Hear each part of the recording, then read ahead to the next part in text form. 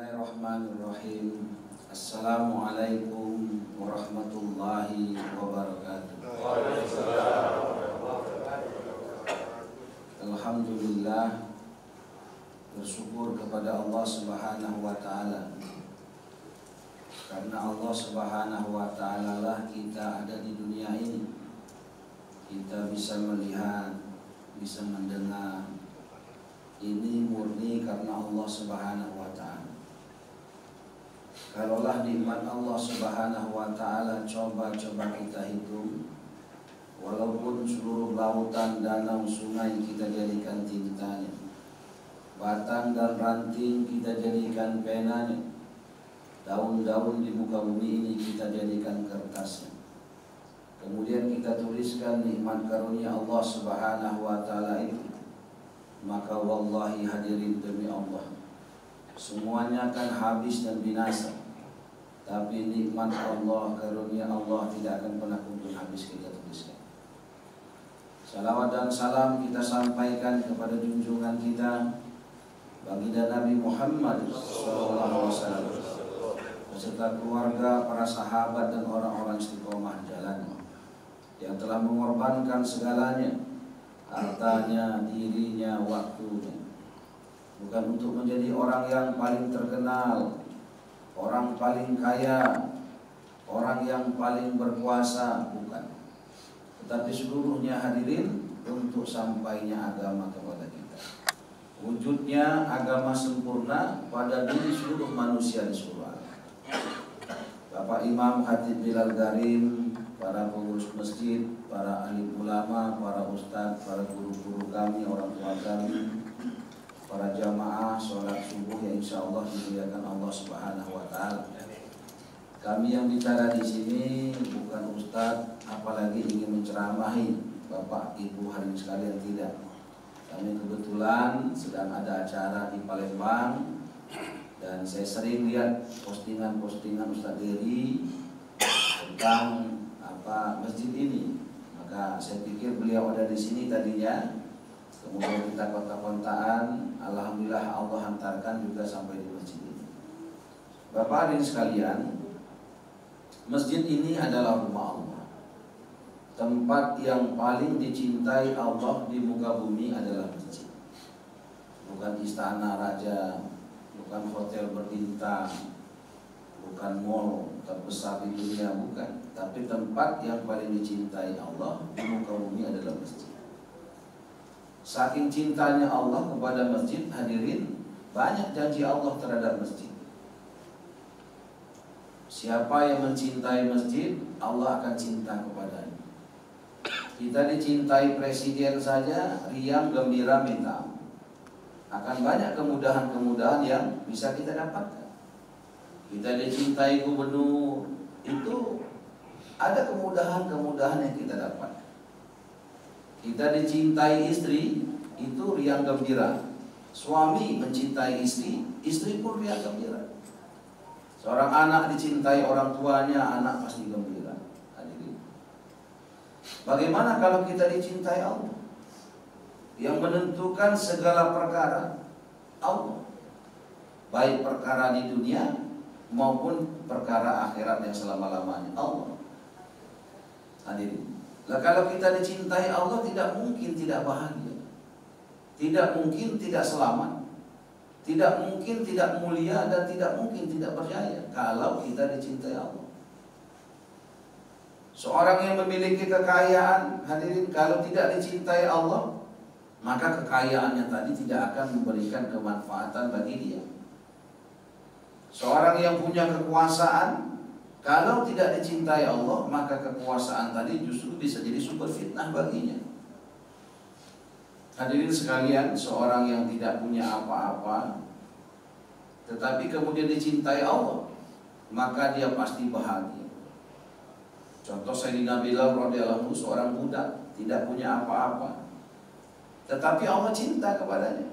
Maka Sayyidina Bilal radhiyallahu anhu adalah orang yang mulia, oleh yang berjaya.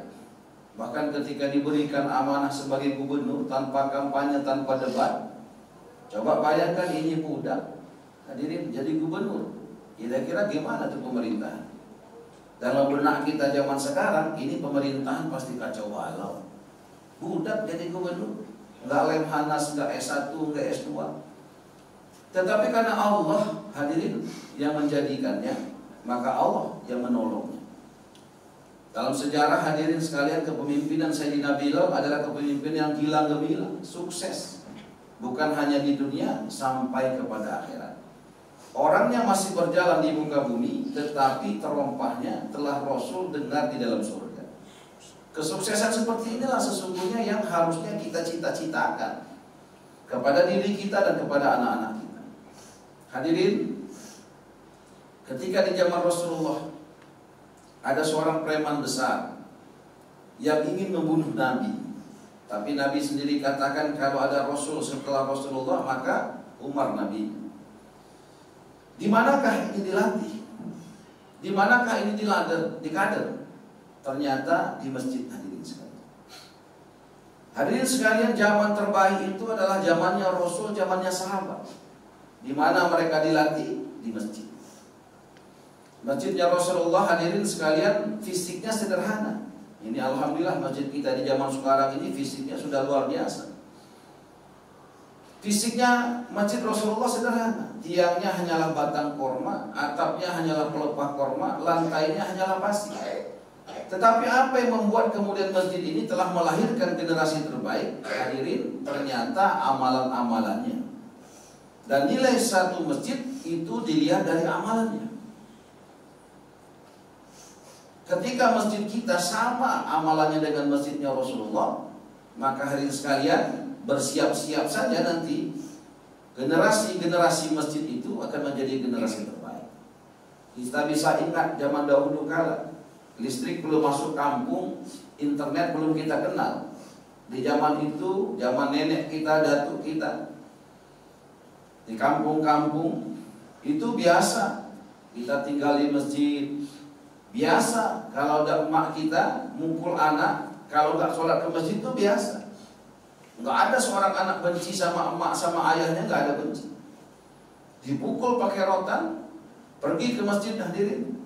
Kadang-kadang nginap di masjid, kadang-kadang makan juga di masjid, mandi juga di masjid. Zaman dulu, padahal masjid tidak sebagus zaman sekarang. Hadirin sekalian, coba kita lihat hasil orang-orang zaman dahulu. Sama orang tuanya tidak berani, segan, hormatnya minta ampun. Memandang wajah orang tua saja kita segannya minta ampun. Hadirin sekalian, zaman dulu taatnya anak kepada orang tua luar biasa. Taatnya anak kepada guru zaman dulu luar biasa. Kenapa?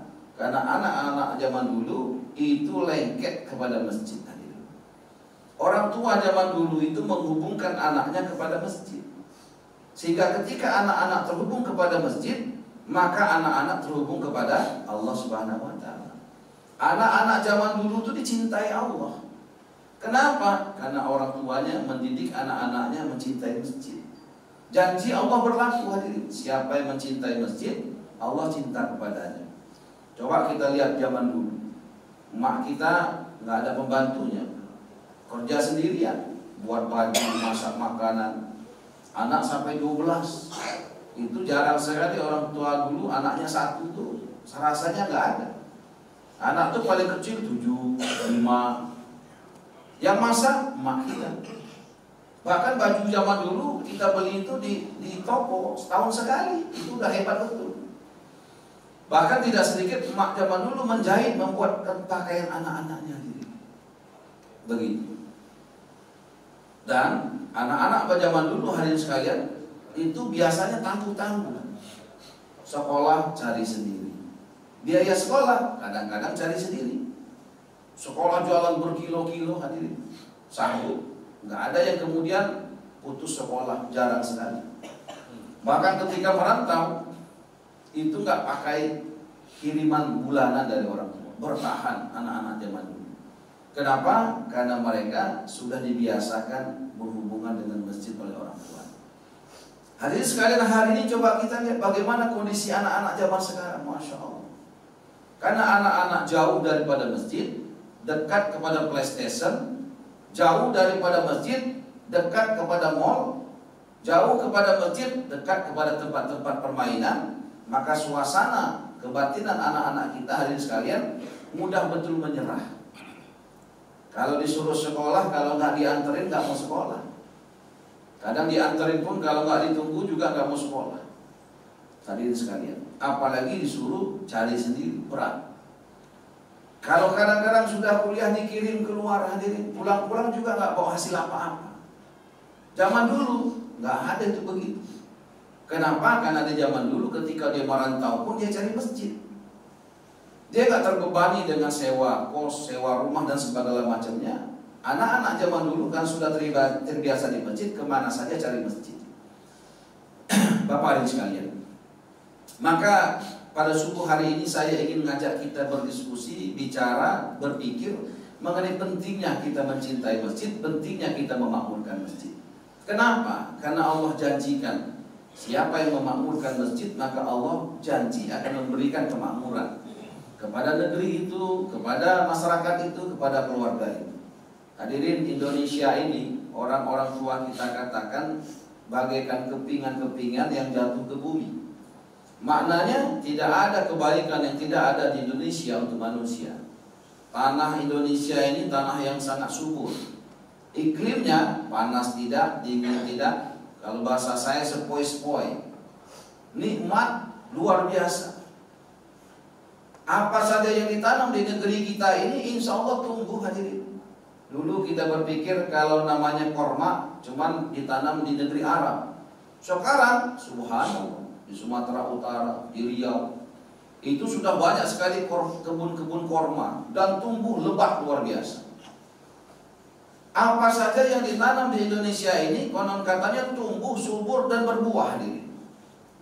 Di dalam perut bumi Indonesia begitu banyak kebaikan untuk manusia. Ada emas, ada batu bara, nikel dan sebagainya. Dan kita juga diberikan Allah laut yang begitu luas. Di dalam laut Indonesia ini begitu banyak kebaikan untuk manusia. Ada ikan-ikan terbaik, mutiara terbaik, minyak terbaik. Kita juga punya sungai, kita juga punya danau yang sama juga begitu banyak kemanfaatan untuk manusia. Tetapi kenapa di negeri yang konon katanya bagaikan kepingan-kepingan surga, kok rakyatnya banyak yang tidak sejahtera? Apa di negeri ini kurang ahli ekonomi? Banyak. Profesor, doktor, tahun-tahun hadirin, ratusan bahkan ribuan sarjana ekonomi telah ditamatkan. Jadi kalau soal ekonomi, hadirin, negeri kita banyak betul. Tapi kenapa ekonominya kok, hadirin, negeri yang katanya hijau royo-royo berhutang kepada negeri yang kering kerontong? Harusnya negeri Arab yang berhutang kepada kita, bukan kita berhutang kepada negeri Arab. Karena kalau kita melihat negeri Arab, hadirin sekalian, di mana mata memandang kering kerontong. Apa di Indonesia ini, hadirin, kurang juga orang-orang kaya yang banyak. Apa pemimpinnya tidak Islam? Islam. Presidennya sampai ke RT-nya. Apa kurang pondok pesantren? Banyak.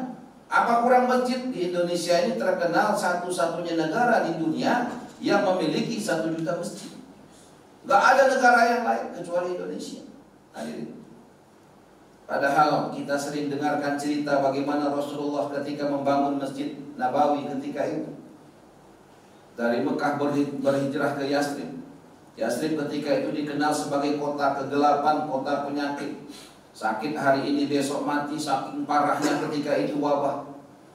Masalah begitu banyak, masalah kesehatan, masalah pendidikan, masalah ekonomi, masalah pertanian. Banyak sekali masalah.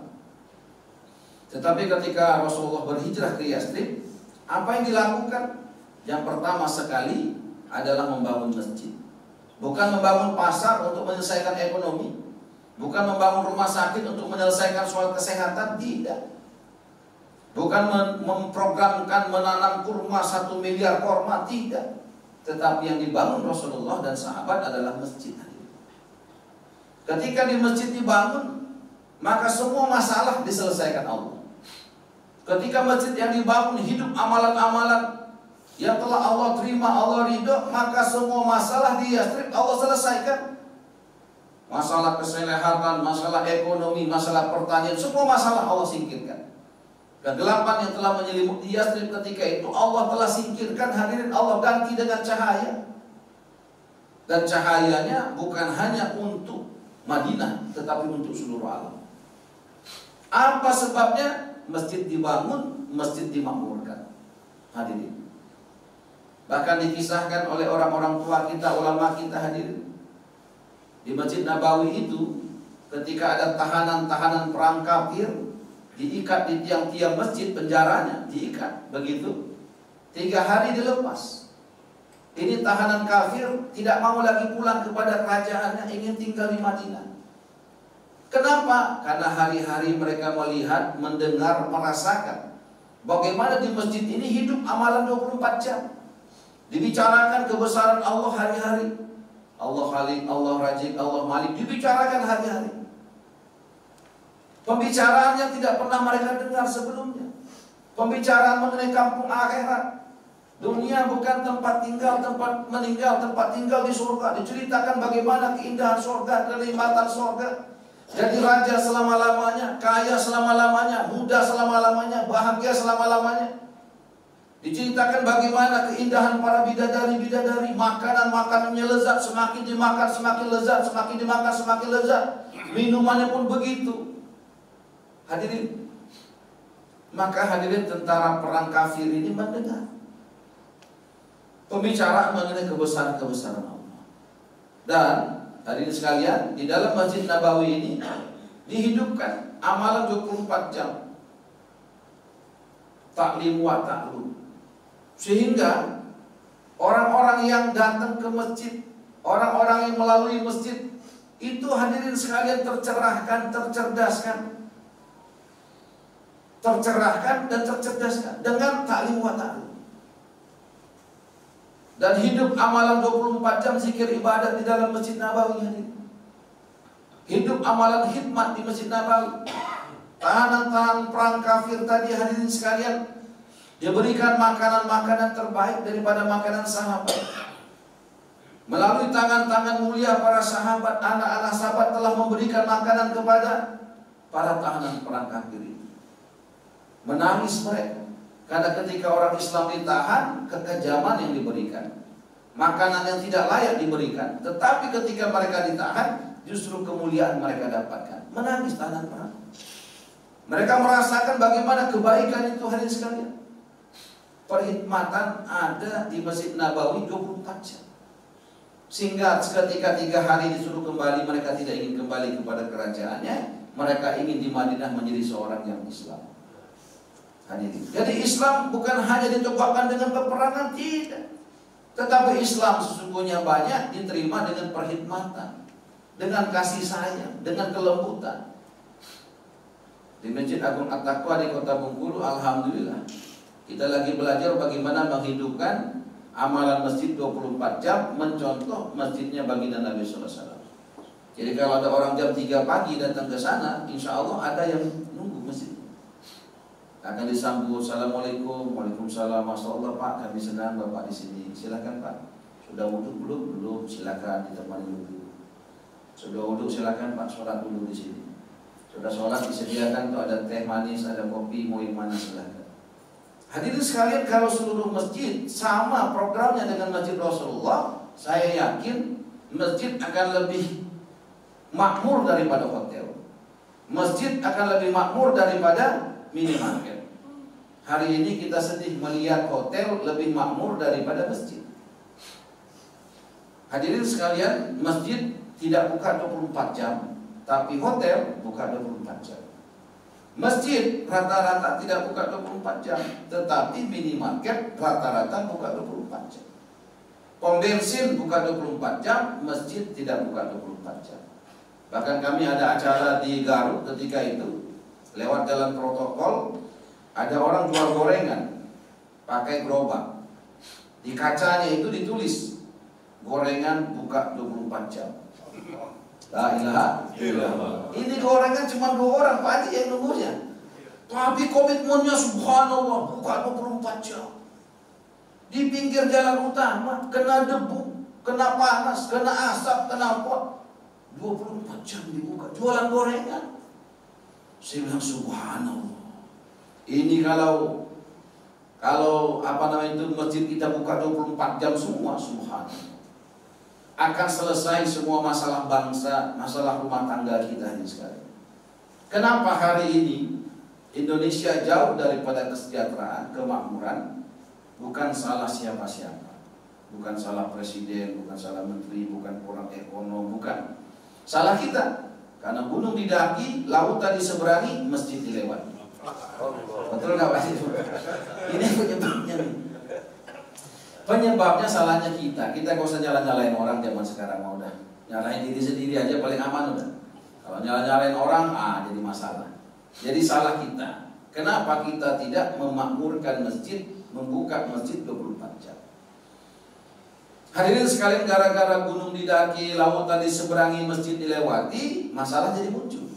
Anak melawan sama orang tua, suami sama istri frekuensinya terganggu, mudah sensitif, mudah curiga dan sebagainya. Di kantor-kantor juga begitu, pertanian juga begitu. Semua masalah muncul. Kenapa? Karena masjidnya hadirin sekalian. Kalau masjid buka 24 jam, amalan masjid sama dengan amalan masjid Rasulullah, maka tidak akan mungkin ada masalah yang tidak ada solusinya. Tidak akan mungkin Indonesia ini hadirin tidak sejahtera, masyarakatnya tidak bahagia, tidak mungkin. Tidak mungkin ada laut berubah jadi tsunami, tidak mungkin ada gempa bumi, tidak ada mungkin yang namanya gunung marah-marah mengeluarkan laharnya. Ini semua terjadi hadirin sekalian karena salah satu penyebab utamanya masjid hadirin sekalian kurang dicintai, masjid kurang dimakmurkan. Kalau toh ada yang memakmurkan masjid, merasa mencintai masjid, kadang-kadang kalau diukur dengan cara Nabi, ini agak keliru sedikit. Hadirin, Rasulullah katakan, Rasulullah ini hadirin sekalian menjadi contoh, uswatun hasanah di dalam Al-Quran dikatakan. Kalau sholat kita ingin diterima, maka contoh sholat itu adalah Rasul. Hari ini banyak orang merasa sholat, padahal tidak mencontoh Rasul. Coba kita lihat, seberapa banyak orang Islam yang sholat fardunya berjamaah. Tentu lebih banyak yang tidak sholat berjamaah daripada sholat berjamaah orang Islam. Padahal Rasul mencontohkan ketika sholat, bahkan ketika sakit parah, tidak mampu wudhu, tidak mampu berdiri, Rasul masih sholat berjamaah. Seakan-akan Rasulullah ingin katakan pentingnya sholat berjamaah. Jangan tinggalkan sholat berjamaah. Hadirin sekalian, tapi hari ini coba kita lihat, kalau kita potret, kita survei, orang Islam kebanyakan hari ini tidak sholat berjamaah daripada yang sholat berjamaah. Padahal Rasul telah mencontohkan, dan sholat adalah amalan pertama kali yang dihisab. Kalau sholat diterima, semua amal diterima. Kalau sholat ditolak, semua amal ditolak. Coba kita lihat seberapa banyak orang Islam di Indonesia khususnya yang sholat subuh berjamaah. Sedikit sekali. Dan dikatakan siapa yang menegakkan sholat, menegakkan agama, siapa yang meninggalkan sholat, meruntuhkan agama. Sehingga wajar kemudian hadirin Indonesia ini jauh daripada kemakmuran, kesejahteraan, padahal tanahnya subur, lautnya luas, di dalamnya juga begitu banyak kebaikan. Kami pernah ke Kamboja. Kamboja ini negeri yang tidak sehebat Indonesia alamnya. Kamboja ini Islamnya minoritas. Di Kamboja itu listriknya impor dari Vietnam. Bayangkan ini Kamboja. Jadi kalau Vietnam marah, dimatikan listrik, selesai Kamboja, gelap semua itu. Di dalam perut bumi Kamboja katanya itu tidak ada emas seperti kita, batu bara itu tidak ada. Mereka hanya menanam tanaman di atas bumi saja. Itu pun tidak banyak sebanyak kita. Mereka tanam dong, kelapa, suai, mangga, merica. Ada juga jambu mede, ada juga padi di sana. Dikit saja, tidak banyak. Mereka tak punya laut, tidak ada lautnya. Cuman ada sungai, namanya Sungai Mekong. Ada ikan tomang di sana. Jadi Sungai Mekong itu ada sekalian, nggak ada laut. Tapi subhanallah, ini Kamboja mata uangnya 4 kali lipat lebih baik daripada mata uang kita dibanding dolar. Saya bertanya kepada duta besar kita di sana, saya bilang apalah penyebabnya? Oh, kalau mereka ini Pak negaranya kecil, loh justru kenapa kecil kok bisa ngalahkan kita? Hadirin sekalian, setelah kami di sana kurang lebih 4 bulan, dari 7 provinsi kami keliling, subhanallah, wajar Kamboja itu hadirin lebih baik dari kita. Kenapa? Karena orang Kamboja, orang Islam di sana rata-rata mayoritas mencintai masjid. Orang Kamboja di sana menganggap masjid betul-betul rumah Allah, bukan hanya sekedar bangunan. Kami datang ke sana hadirin, setiap provinsi yang kami kunjungi, setiap desa yang kami datangi, subhanallah, hampir sama dengan orang tua kita zaman dulu. Orang tua kita zaman dulu, kalau ada orang datang ke kampungnya, pakaiannya pakaian Islam, itu dimuliakannya minta ampun. Zaman dulu kalau ada orang pakai sorban, pakai kopiah, pakai sarung, ini menandakan dia Islam. Tamu itu dimuliakannya minta ampun. Bahkan kalau dulu di zaman datuk saya itu, di ruang tamu itu ada lemari kaca, ditaruhlah itu makanan-makanan kering, seakan-akan ini minta tolong datang, tamu silakan datang ke rumah. Sehingga siapapun yang datang ke rumah itu diberikan makanan terbaik. Nasi-nasi terbaik itu dikasih tamu, keraknya baru dikasih kita. Kerak yang keras itu yang harus direndam pakai air baru dikasih kita. Tapi yang enak-enak dikasih tamu. Tamu luar biasa dimuliakan di zaman itu. Tapi zaman sekarang di depan rumah kita, rumah lebih besar dari rumah zaman dulu, tapi di depan rumah tidak menerima tamu. Awas ada anjing galak. Tamu wajib lapor 1 kali 24 jam. Padahal hadirin, satu hari Sayyidina Ali radhiyallahu anhu menangis di dalam masjid. Orang tanya, "Hei Ali, kenapa kamu menangis?" Maka Sayyidina Ali katakan, "Apalah dosa salah saya sehingga Allah tidak datangkan tamu 7 hari di rumah saya." Sahabat zaman dulu hadirin, kalau nggak kedatangan tamu nangis, sedih. Bahkan pernah saya baca satu kisah begitu, ada seorang sahabat curhat sama Rasulullah. "Wahai Rasulullah, ini istri saya ini komplain terhadap saya." "Kenapa?" kata Rasul. "Karena saya ini seringkali bawa tamu masjid ke rumah ya Rasulullah." "Terus masalahnya apa?" "Masalahnya kan setiap ada tamu yang datang ke rumah yang kami bawa, selalu istri saya sibuk melayani makanan ya Rasulullah." "Ya baguslah." "Iya, tapi dia merasa lelah, capek karena hari-hari saya bawa tamu." "Oh oke, sampaikan kepada istri kamu, saya akan datang berkunjung ke rumahnya. Nanti ketika sudah disediakan perkhidmatan, setelah selesai saya pulang, suruh istri kamu dan kamu lihat di belakang saya ada apa." Maka hari pun sudah ditentukan, sudah Rasulullah datang ke rumah, perkhidmatan disediakan. Setelah itu Rasulullah meninggalkan rumah sahabat tadi, dan suami istri tadi melihat di belakang Rasulullah, ternyata ada kalajuki, ular, segala macam itu kelihatan oleh kedua suami istri ini, itu keluar dari rumah mereka. Maka Rasulullah sampaikan, itulah fadilah tamu, salah satu fadilah tamu. Tamu datang makan, minum, makanan rezekinya sendiri. Jadi tamu itu makan, minum itu rezekinya, bukan rezekinya tuan rumah. Tapi zohir kelihatannya seakan-akan rugi nih, tuan rumah memberikan makan minum. Padahal tidak, karena tidak akan pernah makan seorang hamba kecuali rezeki dia, gak akan mungkin. Maka hadirin sekalian, dan tamu itu akan membawa keburukan-keburukan tuan rumah, keburukan-keburukan kampung keluar. Itu salah satu fadilahnya.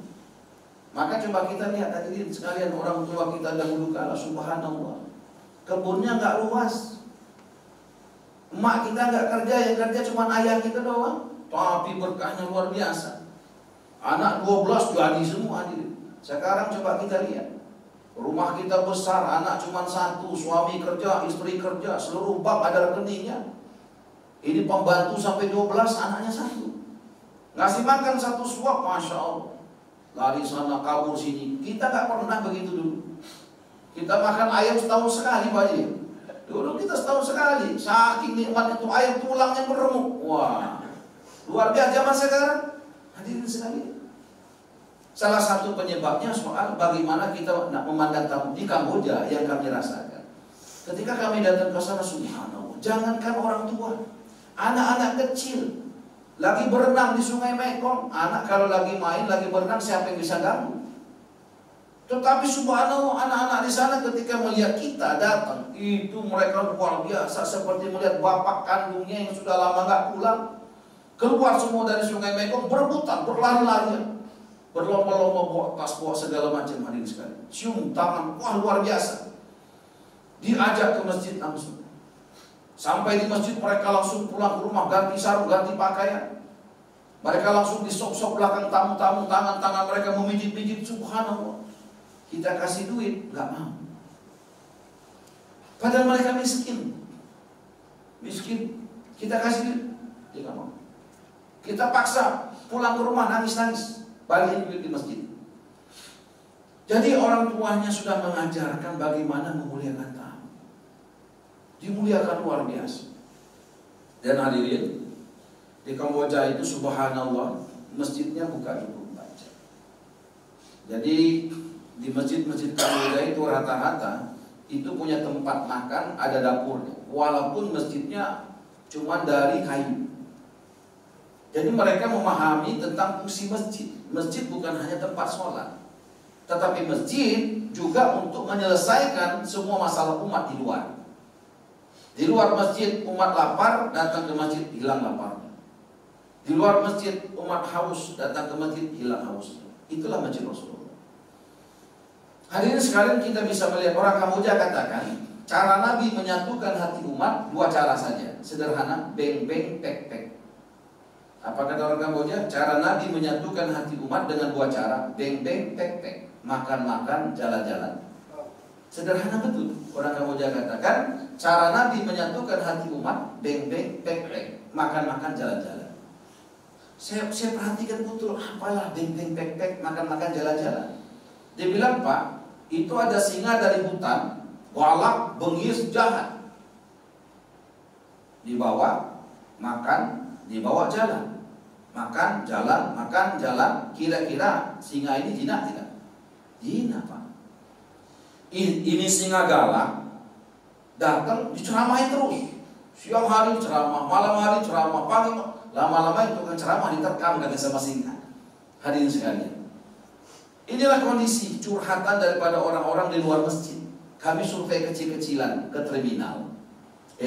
Kenapa kamu kok nggak mau ke masjid? Wah Pak, ngapain ke masjid Pak? Loh kenapa? Kamu Islam? Islam Pak. Loh kenapa kamu ke masjid tapi betah di terminal? Pak, kalau di terminal ini asik. Kita tegur orang, orang senyum. Di masjid, Pak, katanya mana ada senyuman di masjid Pak?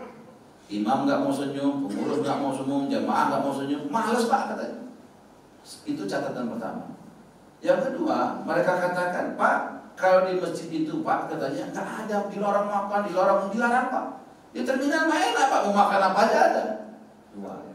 Kami datang lagi ke Pantai Panjang di Kota Bengkulu, banyak anak-anak muda nongkrong. Saya tanya, kenapa kamu gak mau ke masjid tapi betah di pantai? Kalau di pantai ini enak Pak. Di pantai ini begini, begitu. Ada senyuman, kita tegur sapa, ada makan, minum dan sebagainya. Kami tanya anak-anak kecil di PlayStation, kenapa kamu betah di PS tapi gak betah di masjid? Mereka katakan, Pak, kalau di PS ini belum kita main, itu teh botol dingin sudah dikasih. Gratis loh Pak. Terus apa lagi nih? Kalau di PlayStation ini Pak gak ada yang marah-marah Pak. Kalau di masjid banyak yang marah Pak. Ya memang kamu nakal, gimana? Hadirin sekalian, kami tanya juga ke anak-anak muda yang suka di mall. Kenapa kamu suka di mall tapi tidak suka di masjid? Pak, kalau di mall ini dingin, di masjid panas. Pak, kalau di mall kita datang ke mall, ada satpamnya, mukanya bengis, kumisnya tebal, kita datang Pak, senyumnya manis. Kalau di masjid, wah nggak ada Pak. Oke, saya catat. Setelah itu kita di Masjid Al-Taqwa musyawarah. Selepas subuh biasanya kita musyawarah. Di musyawarah itu saya sampaikan tentang kondisi umat memandang masjid hari ini. Semuanya kaget. Maka saya bilang kita buat program curhatan jamaah di luar itu, kita buat program. Dan itu tidak bertentangan dengan programnya Rasulullah. Di dalam masjid Rasulullah itu senyum hari-hari ada di sana. Di masjid Rasulullah tidak bicara keburukan, bicaranya kebesaran Allah. Di dalam masjid Rasulullah dibuka 24 jam. Di dalam masjid Rasulullah khidmat 24 jam. Makanan, minuman tersedia. Bahkan ketika orang ingin istirahat di masjid disediakan.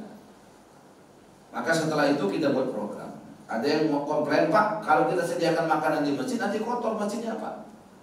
kita pasang supra, nanti di atas supra itulah, atau kita sediakan tempat makan khusus. Memang idealnya disediakan tempat makan khusus. Seperti di Malaysia, rata-rata masjidnya Bapak sekalian ada tempat khusus untuk makan. Di masjid, rata-rata di Malaysia begitu. Kami sudah sering ke sana. Dan setelah itu akhirnya kita setuju, kita buat program. Kita utus, ada yang ke terminal, ada yang ke pasar, ada yang ke mall, ada yang ke PlayStation, kita utus. Undang, agar mereka mau datang ke masjid. Anak-anak waktu itu, kita sampaikan, ayo anak-anak ke masjid. Ada apa mau di masjid? Ada es krim. Es krim, iya, gratis. 4 sudut kita pasang. Datang satu anak, ini anak-anak paling jago promosi. Hari keduanya, udah gak perlu diundang, anak-anak sudah ramai. Memang berisik, anak-anak berisik. Wah, main begitu. Buat kita kadang-kadang gak khusyuk sholatnya. Tetapi kita sampaikan kepada pengurus, Pak, Bu, biarkan aja dulu. Kita sembari doa, nangis kepada Allah, ya Allah, Engkau telah berikan amanah anak cucu kepada kami. Kami telah bawa ke masjid, ya Allah, tolong berikan hidayah kepada anak-anak kami. Doa sekaligus kita bikin bagaimana anak-anak ini tidak berisik, Bapak sekalian. Alhamdulillah sekarang hampir 4-5 shop itu anak-anak sekarang. Bapak sekalian, begitu pun yang di terminal, yang ada di mall kita undang. Kita undang makan, minum di masjid. Dan setelah itu hari-hari kemudian mereka jadi sholat. Sudah sholat kita kasih tugas taklim. Kita biasakan taklim kalau di masjid At-Taqwa karena daerahnya kantoran. Kita azan, iqomat kita tunda sekitar 10-15 menit. Di antara itu kita hidupkan taklim 1-2 hadis. Dan yang membacakannya kita minta anak-anak muda tadi. Anak muda dari pantai tadi, dari mall tadi, kita kasih peran. Kalau mereka nggak dikasih peran, kadang-kadang mereka juga tidak betah di masjid. Kita kasih peran. Dek, kamu nanti taklim ya. Waduh, saya nggak bisa Pak. Bapak nggak bisa kenapa? Saya nggak bisa Arabnya Pak. Nggak usah dibaca, Indonesianya saja. Adinu Yusul, agama itu mudah. Kamu bahasa Indonesianya, kamu ke depan nanti ya. Coba aja dulu, nggak apa-apa. Dah dibaca. Ini tangan kanan tatoan, tangan kiri tatoan, baca kitab. Ada yang komplain, dia bilang, Pak Wadi nggak salah kita diceramahin sama preman. Udah tenang aja, dengerin aja dulu. Belum dibaca, hadirin sudah nangis. Hari pertama nggak pakai harapnya, 2 begitu. Lama-lama kita ajak mereka ikut program Bengkel Iman, itikaf di masjid. 3 hari setelah program selesai, mereka sudah di masjid ada 3 orang hafiz Quran. Diajarkan, lama-lama mereka luar biasa. Ajarnya bagus, Arabnya bagus. Kemudian kita training lagi, pindahkan mereka ke masjid-masjid tetangga. Kita kirim lagi ke masjid-masjid provinsi lain, agar mereka mencintai masjid, agar mereka terbuka tentang pentingnya memakmurkan masjid. Dulu orang tua mereka sudah nggak mau lagi mandang anak, karena anaknya nakal. Tapi setelah anaknya kembali kepada masjid, cinta kepada masjid, bagi waktu ke masjid, memakmurkan masjid, orang tuanya katakan, Pak Wali, anak saya gimana? Gimana kabarnya? Ada rasa cinta kembali kepada anak. Maka hari sekalian, ini masjid menjadi sangat penting. Bagaimana kita punya PR, masjid punya data. Setiap warga-warga masjid didata. Maka Rasulullah ketika sholat dan begitu pun sahabat berbalik itu, dia lihat siapa saja tetangga masjid yang tidak sholat subuh berjamaah, tidak sholat maghrib berjamaah, maka mereka akan datangi nanti. Hadirin sekalian, ketika pengurus masjid, jamaah masjid yang sudah ahli masjid mendatangi tetangga masjid yang belum datang, maka insya Allah itu keluarga kita, saudara kita tadi besok akan menjadi ahli masjid.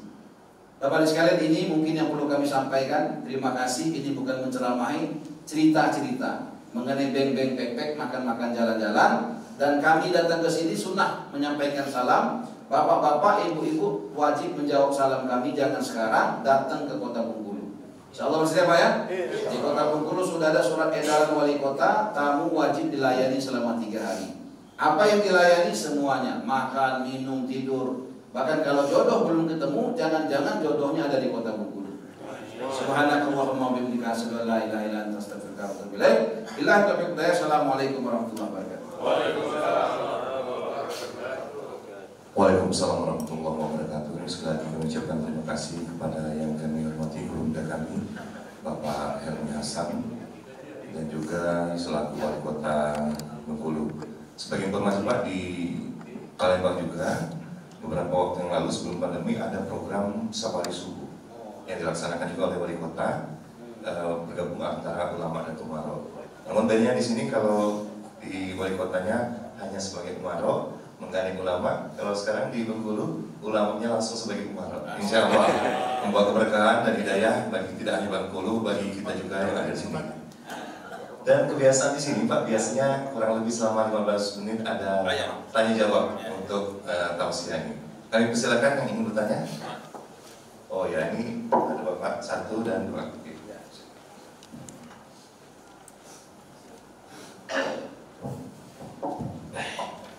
Bismillahirrahmanirrahim. Assalamualaikum warahmatullahi wabarakatuh. Saya mungkin kami semua lah, saya bersyukur dan nikmat pagi ini. Saya tergerak pagi tadi, tidak tahu kalau ada wali kota Bengkulu akan datang ke sini.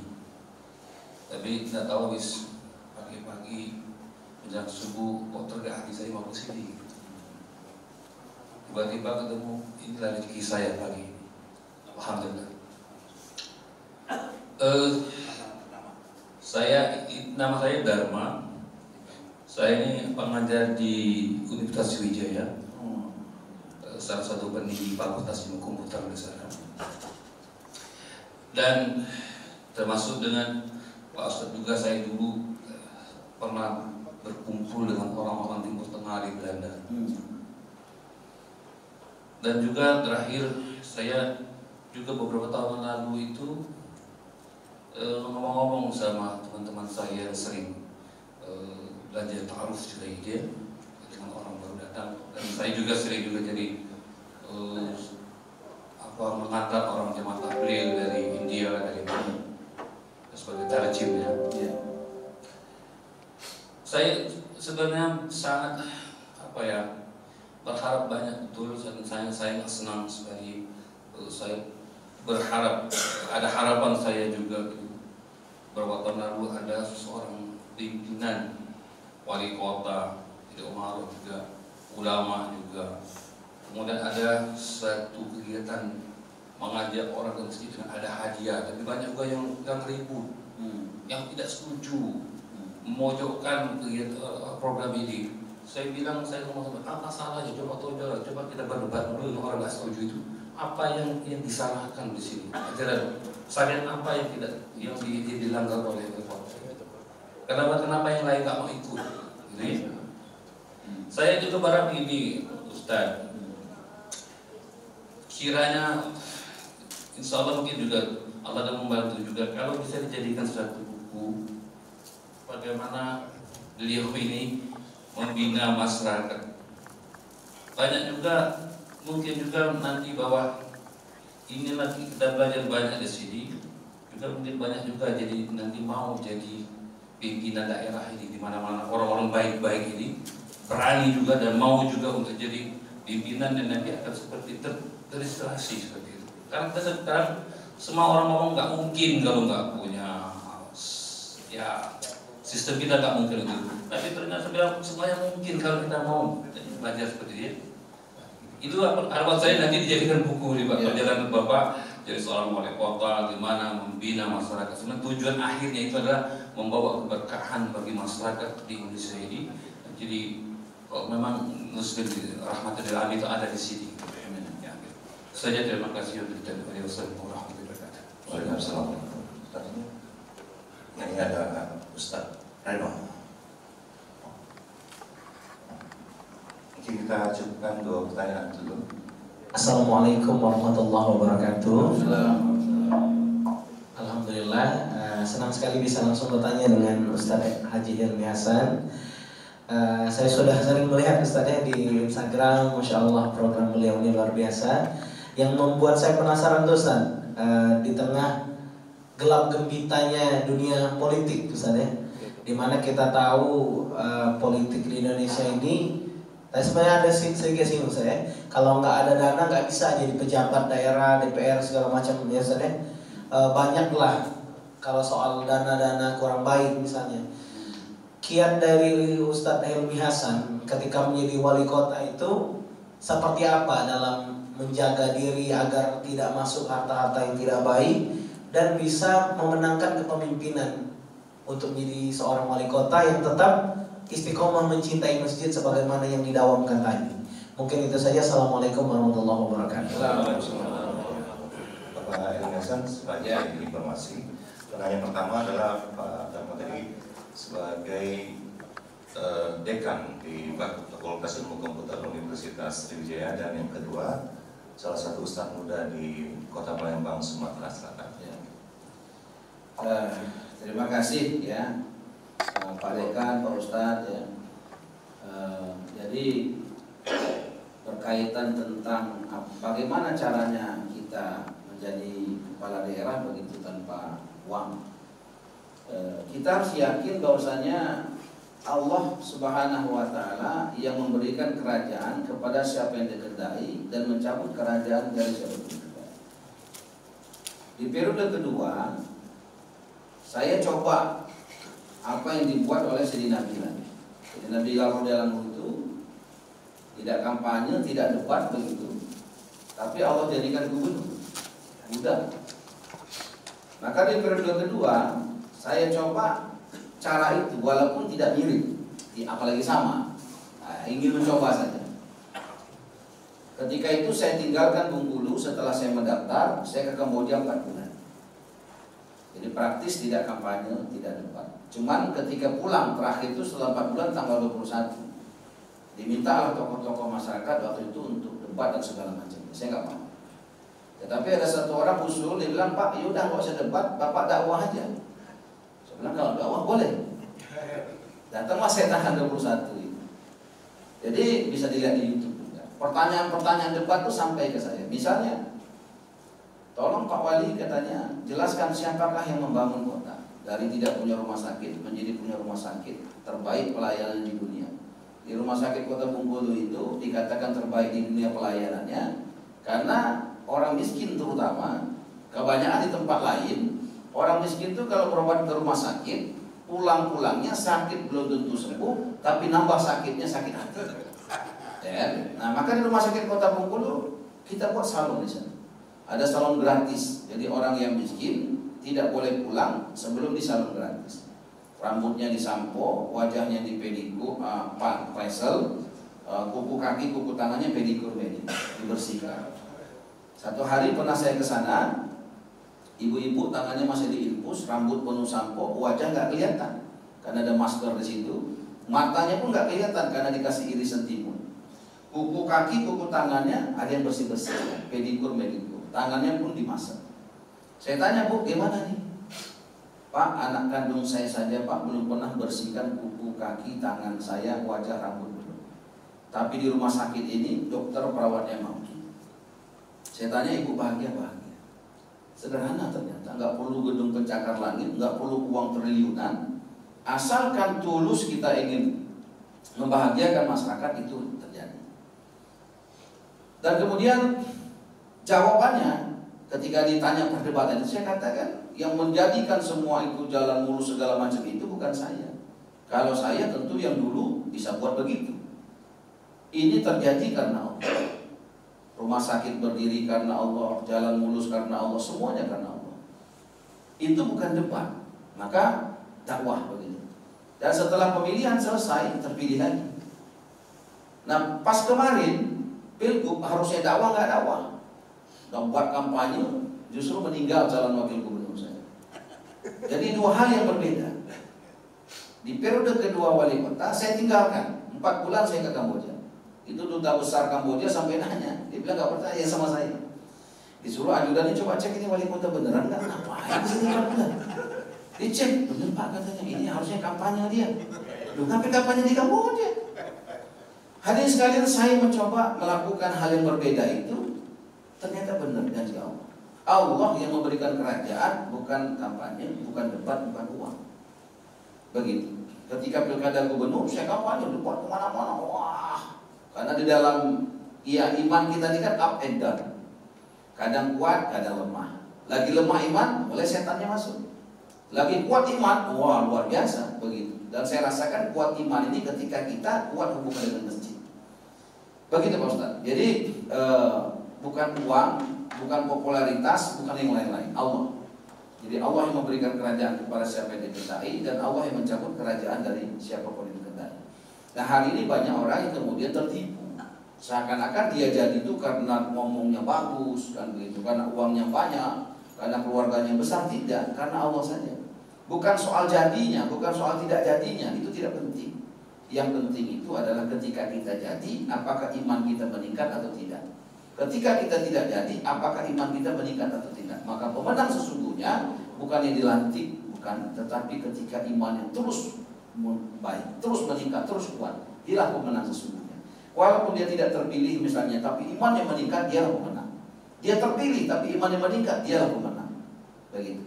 Dan selanjutnya memang Pak Dekan tadi dulu memang pernah kita buat program yang sholat berhadiah itu. Tetapi itu memang hanya sekedar luapan amarah sebenarnya. Kenapa? Karena saya melihat bagaimana masjid banyak kosong. Banyak tiang, lebih banyak tiang daripada jamaahnya. Orang kalau diundang, artis kondang, itu ramainya minta ampun. Di Kota Bengkulu biasa kami ada jalan santai. Kalau ada program jalan santai, itu ramai. Tahan orang nggak sholat subuh, ramai. Ya nenek-nenek, kakek-kakek, yang muda, yang tua, luar biasa, ratusan ribu orang kumpul. Padahal untuk ikut jalan santai harus bayar dengan kupon. Saya tanya, Bu, Pak, ini ikut jalan santai? Iya, Pak. Kenapa ikut jalan santai? Saya kepengen dapat mobil, Pak. Kalau kamu, saya kepengen dapat motor, Pak. Kalau nggak ada mobil, nggak ada motor, kira-kira mau nggak? Nggak mau lah, Pak. Saya tanya pengurus masjid ini nakal-nakalan. Saya bilang, gimana nih masjid kita kalau kita kasih uang? Oh, rame, Pak. Kalau kasih motor, rame lagi, Pak. Kalau kasih mobil, tambah rame, Pak. Cuman sampai mau ngasih, Pak, saya. Singkat cerita, kita umumkan. Dan ketika diumumkan itu memang 20.000 orang sholat. Dari mana-mana, pokoknya dalam masjid penuh, luar masjid penuh di mana-mana. Ini bagi saya ajaran sosial. Saya ingin memberikan pesan kepada para ulama, saya bukan ulama, saya bukan ustaz. Saya ingin menyampaikan kepada guru-guru kita ini, ada persoalan penting terhadap umat ini, persoalan iman. Coba kita lihat misalkan, ketika ada dunia ditawarkan, semua orang sanggup. Tapi ketika ini yang menjanjikannya Allah, coba lihat seberapa banyak orang yakin dengan janji Allah, dengan janji Rasulullah. Ketika masjid ini kosong, kita umumkan besok yang datang sholat subuh 1 juta. Maka orang akan berbondong-bondong. Padahal sebenarnya janji Allah lebih besar daripada itu. Maka ini ada persoalan penting, ada persoalan iman. Maka solusi tidak ada lain kecuali bagaimana kemudian masjid buka 24 jam, kita bawa anak-anak kita ini datang ke masjid, dan kita buat program di masjid kita sama dengan program masjid Rasulullah. Ada juga kunjungan ke masjid-masjid lain, sehingga kemudian dari jamaah di sini, pengurus ini datang ke masjid lain, terbuka pikirannya. Akan semakin cinta ke masjid, akan betah ke masjid. Inilah mungkin yang perlu saya sampaikan. Terima kasih untuk pertanyaannya, mohon doanya agar perjalanan kami sampai akhir jabatan ini betul-betul banyak kebaikannya daripada keburukannya. Dan ini mungkin sekali lagi saya tegaskan, undangan terbuka mungkin Pak Dekan, Pak Ustaz semuanya menyampaikan salam sunnah, menjawabnya wajib. Syukur-syukur dari pengurus masjid, jamaah masjid ini bisa meluangkan waktu nanti datang ke Kota Bengkulu. Mau sehari boleh, 2 hari, 3 hari boleh, 4 bulan juga boleh, tidak masalah. Demikian.